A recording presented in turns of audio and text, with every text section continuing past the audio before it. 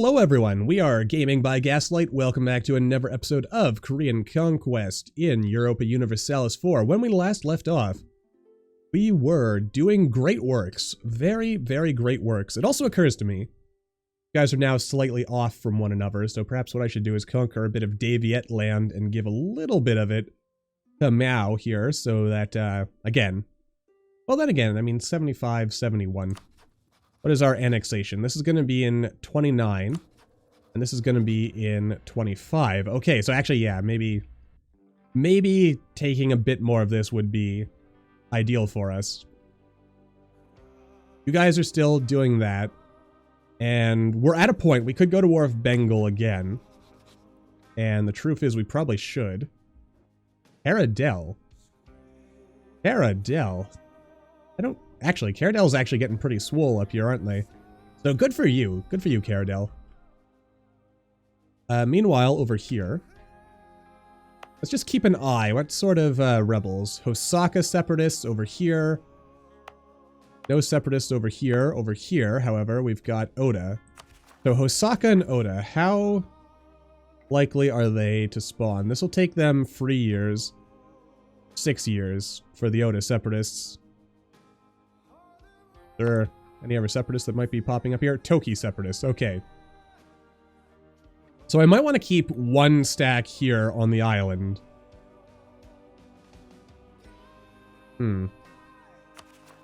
Yeah, you know what? Let's, you can go. I'm gonna swap you out with someone who doesn't have siege. Or actually, maybe not. We might want that maneuverability. But I want you to be over here, because I do want to go to Bengal for war sooner rather than later. Let's see, can I actually stand over here without dying? The answer is yes. So let's do that. As important as it is to keep building up our drill, we probably want to get over here sooner. And actually, perhaps what I should do is keep our guy here. Now we can load him up on the boats and dump him on the coast over here, but Bengal probably still has a reasonable army.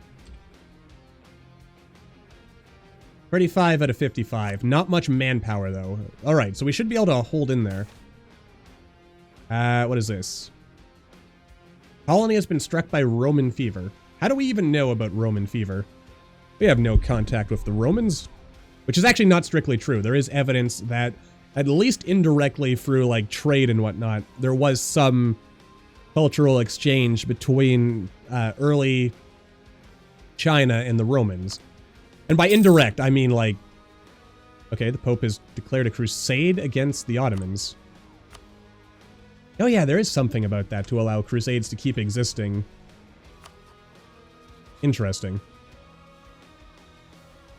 Anyway, yeah, it's like through trade, because you know, some people think, just me going off on a bit of a history tangent here for a moment, some people think that the idea of, like, you know, a more globalized society and, like, different nations interacting with each other and kind of influencing one another is just, like, a modern, I don't know, I guess, like, 20th, 21st century thing. But that's not actually entirely accurate.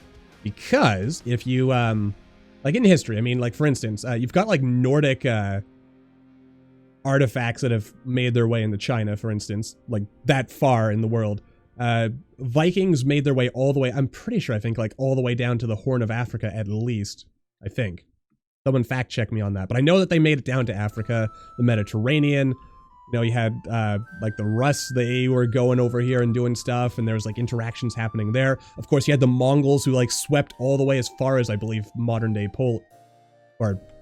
Poland, like somewhere around here-ish. Like, they were right on the cusp of, I guess, central, like, Europe proper. In Europe, what am I talking about there? Like, this is Europe. This is Europe. Anyway, I guess what I mean is, like, the big European powers of the day. Of course, then again, Poland was a big power of the day. Also, Commonwealth. Nice job, Poland.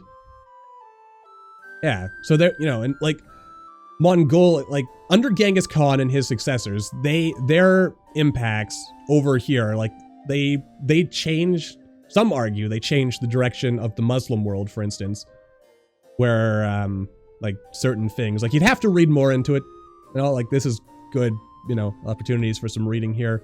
Like they, what is it? Somewhere in modern day Afghanistan or Iraq or somewhere in that general region, there were like these big cities, massive cities, centers of Muslim learning.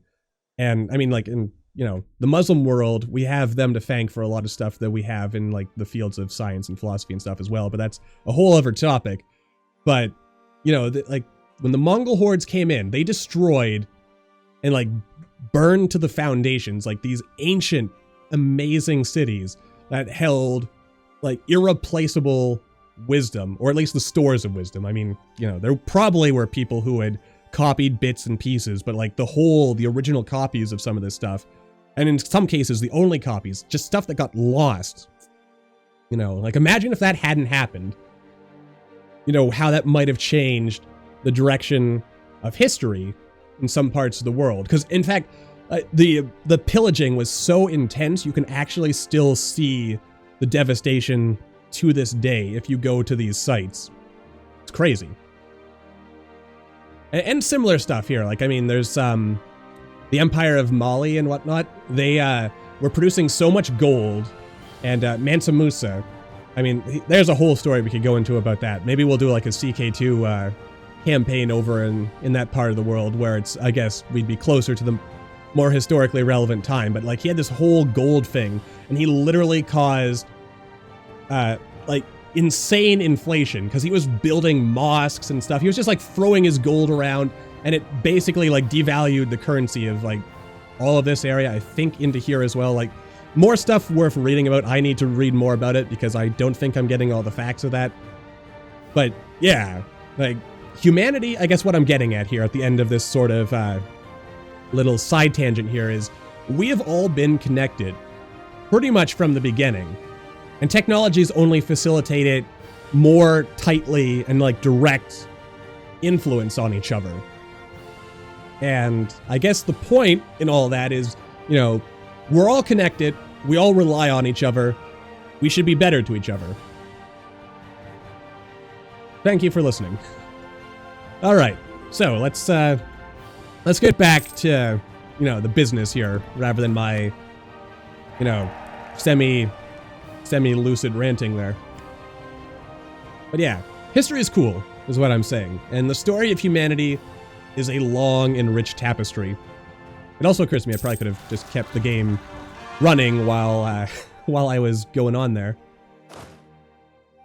Because, yeah, we're going to take a little bit of attrition, but that should be fine.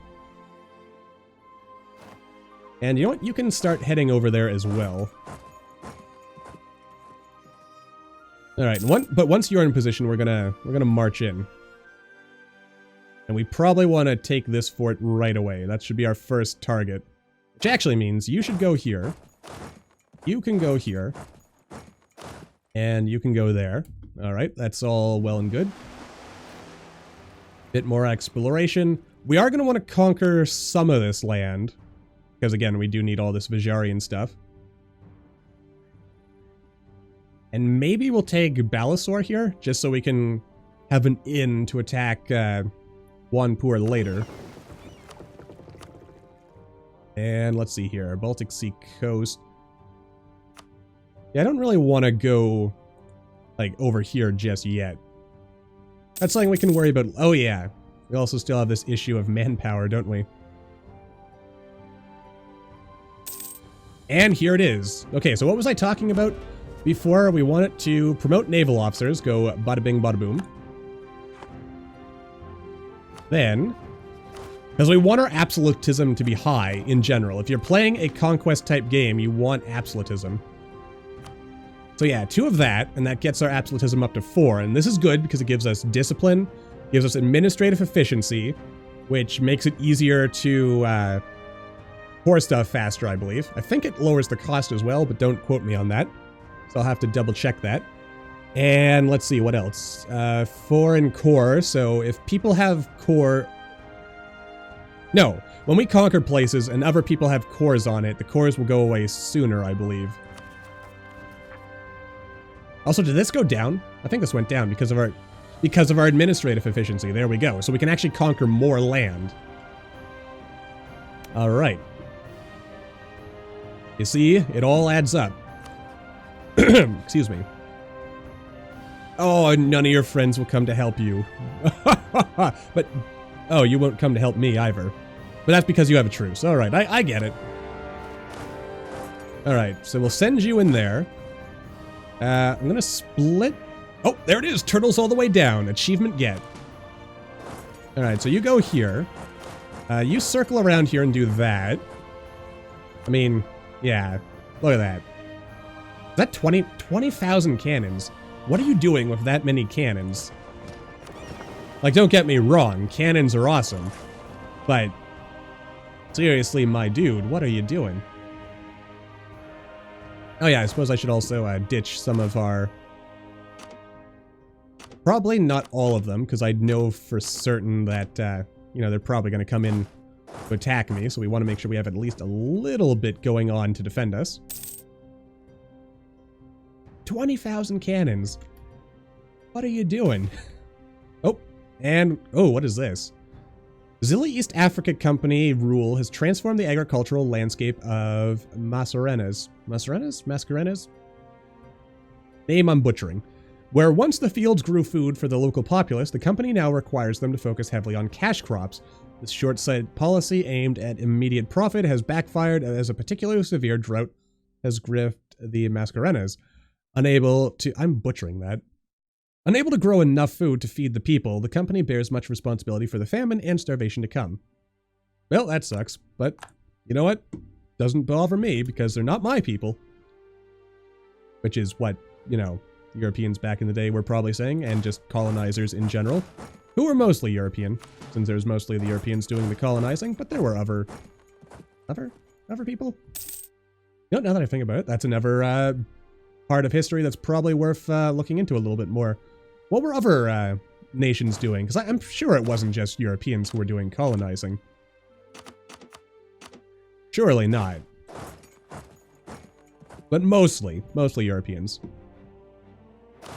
Oh yeah, that's not actually a province. That is just wasteland. I should do something about these guys as well, but you know what? If they want to siege my vassal, that's good enough for me. Well, good enough for me for now. Alright, let's get our cannons over here and let's start burning down this fort. And as for you, you just kind of keep doing your thing. Because yeah, they're way busy over here. Which, I might want to slow down time a little. Another thing I might want to do is... Oh yeah, right. Hang on, what are, yeah, you should be drilling. Just for now. Get that sweet, sweet army drill going. And where are you going? Okay, they're actually coming back, so... I believe they'll be able to walk around me. Yeah, they'll be able to walk around. So let's start getting these guys back over here.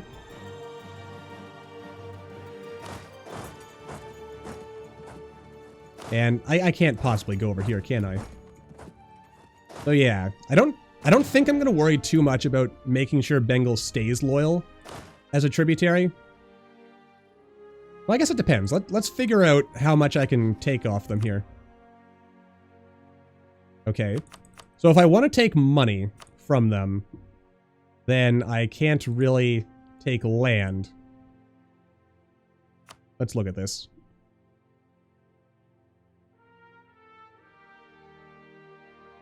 Yeah, because that takes us up to 60 free.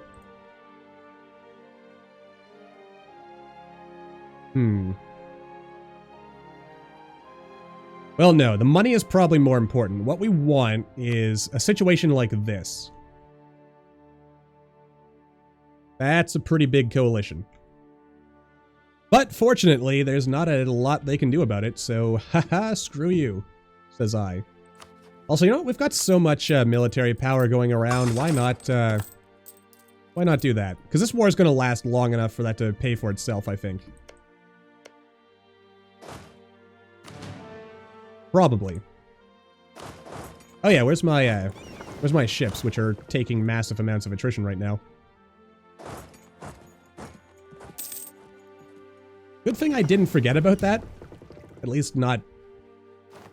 Oh, nice. We've taken a fort. Okay, so what we should do is probably work on circling our way down this way. Leave one guy back here. And yeah, you can kind of get in there too. I'm not terribly worried about them. They've got a pretty scary looking stack, but let's see. Make them understand we mean no power, or we shall kill them if they return.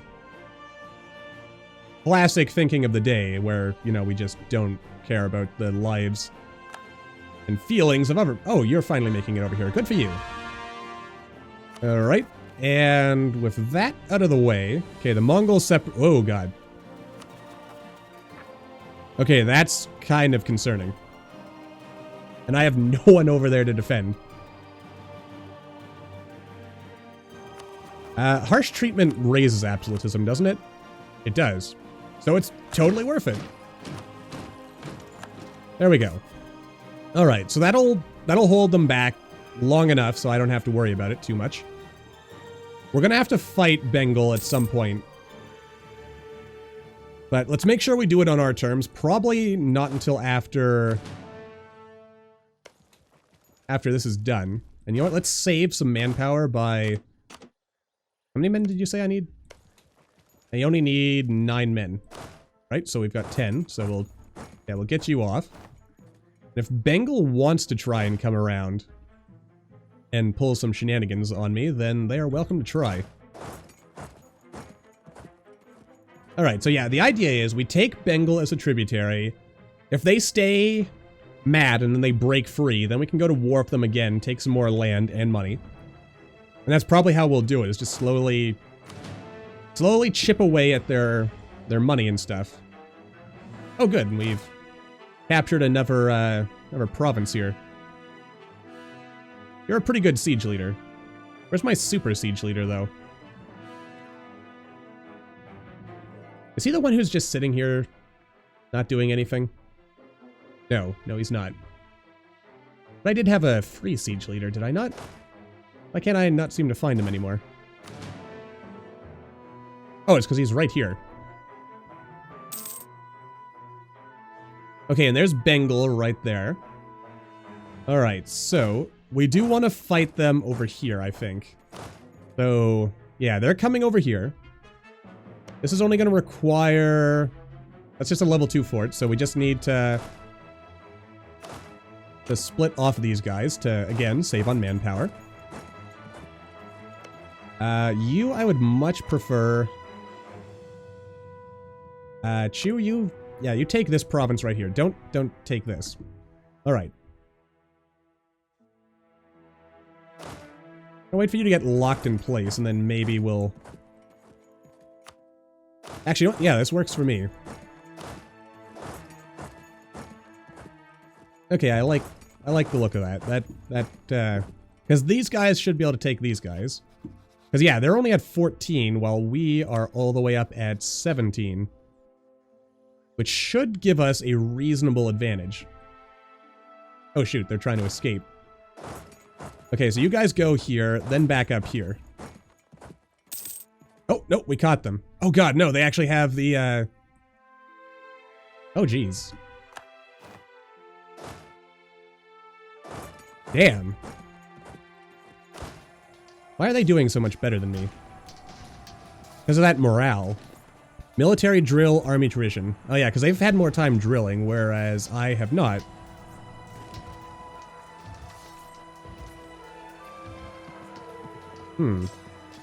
Got a lot of army tradition compared to me. Oh. Nope, we're not going to make it. Oh, wait, we are going to make it. Okay. That was a close one. But we did it, and that's the important part. Damn, we're awesome.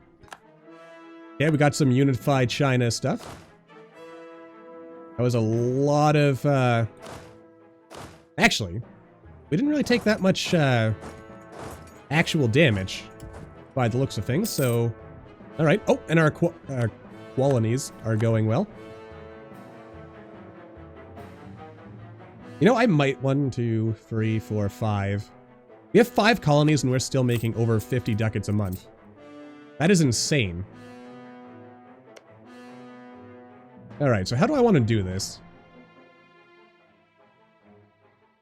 Well, actually, you know what? Let's focus on building up Cascadia, because if we can get them to 10 provinces, then we'll get another merchant. And same with these other guys. Actually, let's make sure that I am not missing anything over here. It doesn't look like it.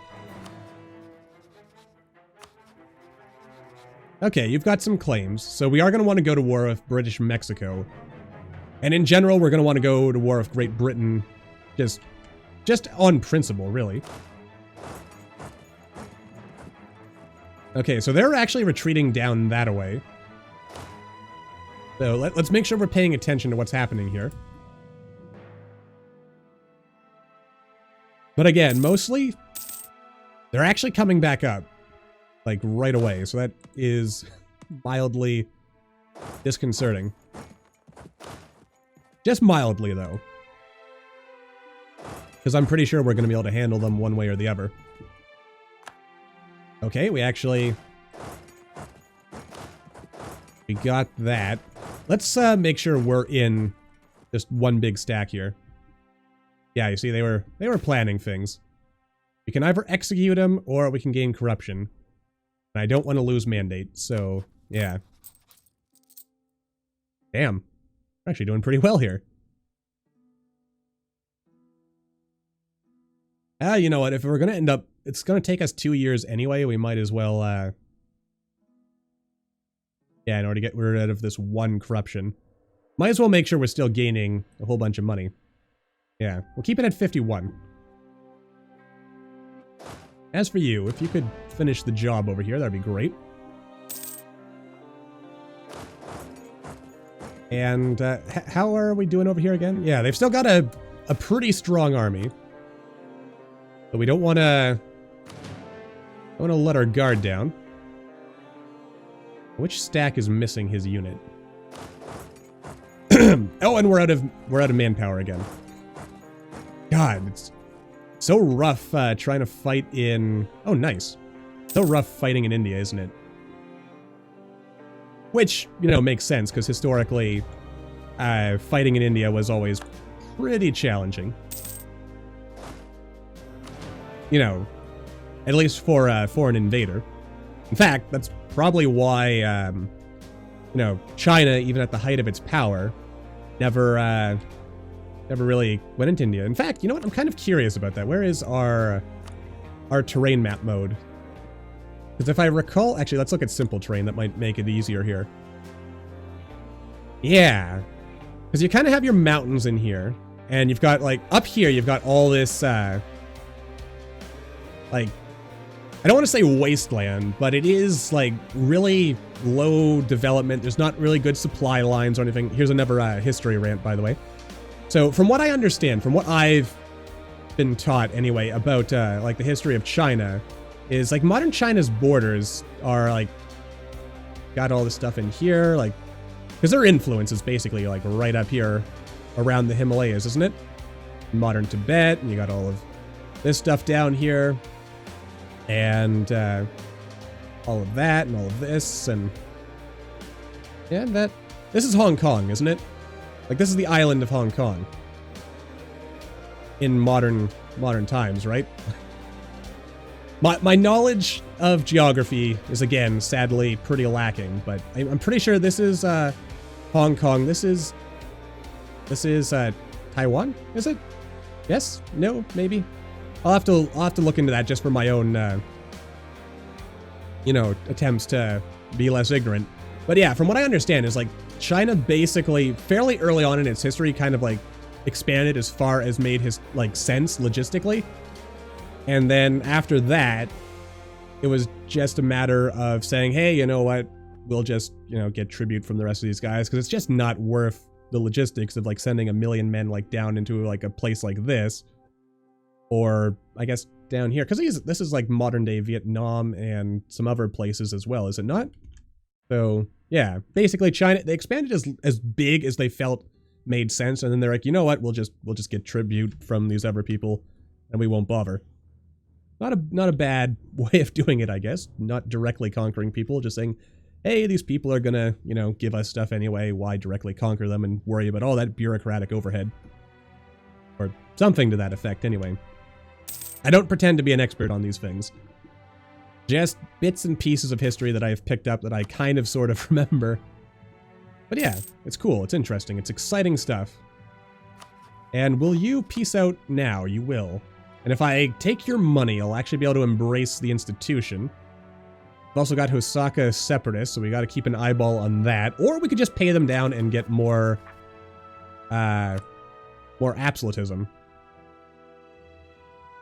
Then again, that's actually pretty expensive. So what we'll do instead is just stop drilling over here and we'll fight them as is proper. We'll send some guys up to deal with the Mongol separatists that are going to pop up.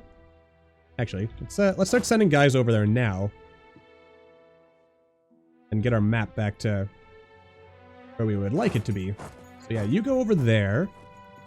And you go over here. And that should be fine. And the rest of you can...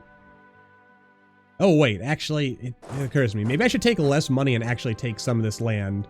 That way we can maybe extort Delhi for tribute or something.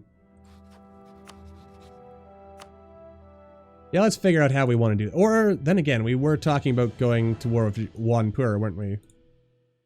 That might be... Actually, we can take both. Whole bunch of aggressive expansion. But what are the odds that any of these people are actually going to form a coalition against me? They might, but probably not. I can core both of these, can't I? Alright, good. So yeah, you can go here. You can go here. Get rid of that fort, because forts are useless. And... doodly doodly. Yeah, you're probably going to break free one way or the other. I mean, but 10 admin points a month. Wow. They're not doing so well. Of course, the yearly manpower wouldn't hurt either, but let's go with the admin points. 10 a year. That's almost an extra 1 admin point a month, so that's actually pretty good. And no one's going to attack them anymore. At least until they break free. But such is life. Alright, so that is going to do it, I guess. And, oh yeah, how is our... Are you kidding me? Or is this just not updated yet?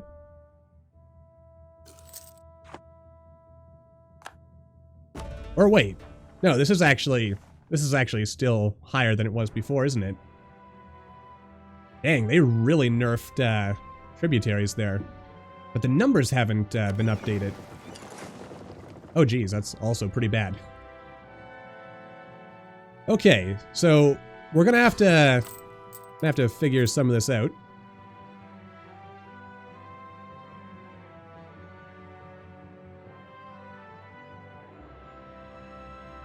That's gonna hurt. Oh, I probably should have stayed at war for a bit for my war taxes, right.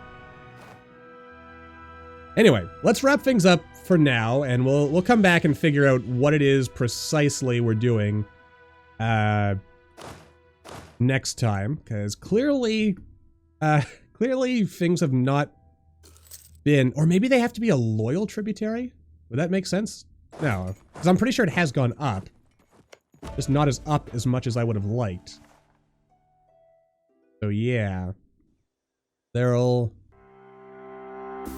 still going to be a reckoning to be had here, but for now I think we're okay. So until the next time, as always, thank you all for watching. I hope you all enjoyed. Don't forget to hit that like button, or maybe leave me a comment down below. Let me know what you're thinking, and I will see all you in the next video.